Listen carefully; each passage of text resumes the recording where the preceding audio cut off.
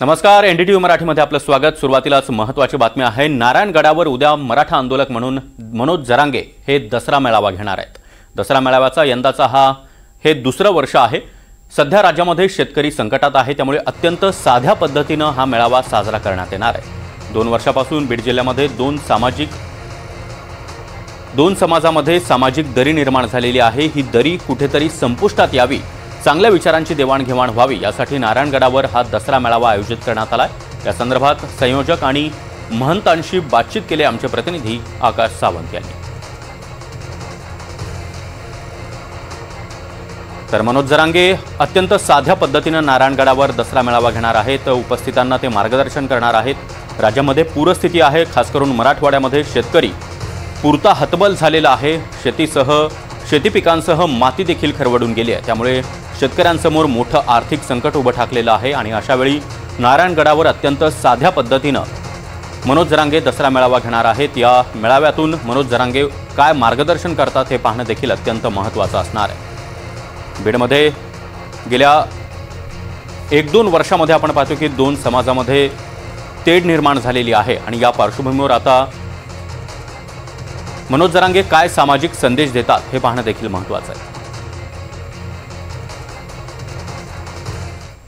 मराठा आंदोलक मनोज जरांगे पाटील यांचा दसरा मेळावा श्री क्षेत्र नारायणगडावर उद्या पार पडणार आहे। या पार्श्वभूमीवर जी तयारी आहे ती पूर्ण झाली आहे आणि हे जे व्यासपीठ आहे या व्यासपीठावरून मनोज जरांगे पाटील हे समाज बांधवांना संबोधित करणार आहेत। माझ्यासोबत गडाचे महंत आहेत। काय सांगाल बाबा, सगळ्यांनाच उत्सुकता लागली आहे, काय श्री क्षेत्र संस्थान नारायणगडावर हा परंपरेने चालत आलेला हा दसरा मेळावा आहे। संघर्ष योद्धा जरांगे पाटील यांनी हिरारीने भाग घेऊन हा ध्वज उभारलेला आहे। या ठिकाणी दसरा मेळावा होत आहे आणि सर्व समाज बांधवांना आव्हान करण्यात येत आहे की यारे यारे लहान थोर, याती भलते नारी नर, करावा विचार नलगे चिंता कवनाची। सर्वांना हा संदेश आहे की एकत्रित येऊन एकमेकाविषयी प्रेम वात्सल्य निर्माण व्हावं, एकमेकाविषयी एकमेकाला प्रेमाची देवाणघेवाण करावी। या संस्थांवरून आव्हान करण्यात येत आहे की आपण सर्व एक आहोत, एक मताप्रमाणे वागलं पाहिजे। एकमेकाशी सुखदुःखाचे एकमेकावर जे संघर्ष होतात ते ओझं आपण प्रत्येकाने घेतलं पाहिजे। आणि म्हणून दसरा मेळावा म्हणजे सोनं लुटणं, हे प्रेमाचं देवाणघेवाणाची ही लूट आहे।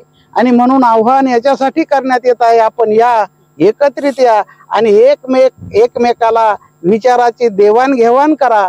एवढ्या प्रतिकूल वातावरणात सुद्धा एकत्रित येऊन आपल्या जीवनामध्ये आपण सर्व एक आहोत ही रीत वापरा। आणि सर्वांना संदेश आहे की आपण सर्व नक्कीच वर्षातून एकत्रित आलं पाहिजे आणि ही प्रेमाची देवाणघेवाण केली पाहिजे।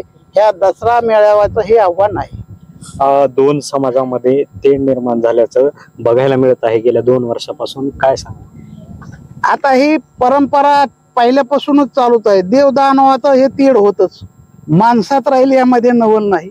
मग आपापल्या विचाराने हे तीड निर्माण होत असतं आणि मग हे विचार, वाईट विचार संपुष्टात येण्यासाठी आणि रावणाला पेटून जाळण्यासाठी, हे वाईट विचाराला पेटण्यासाठी तर हा दसरा मेळावा करायचा। हे वातावरण